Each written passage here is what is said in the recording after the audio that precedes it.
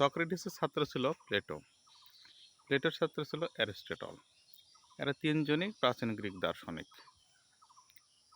তারা তারা তিনজনে শিক্ষক ছাত্র আবদ্ধ। এর কারণ কি? সৎসঙ্গে স্বর্গবাস কথায় আছে। আপনি যদি 10 জন চাকরিজীবীর সাথে ঘুরেন, আপনি 11তম চাকরিজীবী হবেন। আপনি যদি 10 জন ব্যবসায়ীর সাথে ঘুরেন, 11তম ব্যবসায়ী আপনি হবেন। আপনি যদি 10 জন চোরের সাথে ঘুরেন, 11তম চোর আপনি হবেন।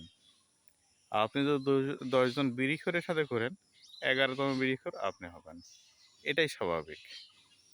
মানুষ অনুকরণ প্রিয় এবং মানুষ একে অপরের দিকে শিখে। এই কারণেই সক্রেটিস ছিল বিখ্যাত দার্শনিক। তার ছাত্র প্লেটো, সে তার শিক্ষকের অনুকরণে সেও বিখ্যাত দার্শনিক। এবং প্লেটোর ছাত্র অ্যারিস্টটল, সেও তার শিক্ষকের অনুকরণে সেও একজন দার্শনিক হয়ে দাঁড়িয়েছে। তাই সৎসঙ্গ অবশ্যই আপনাকে ভালো কিছু করাবে। আর যদি আপনি অসৎসঙ্গে থাকেন, তাহলে আপনি অসৎসঙ্গে যেতে বাধ্য। দু একটা ব্যতিক্রম হতে পারে, তবে অধিকাংশ ক্ষেত্রে এটাই হয়। ধন্যবাদ।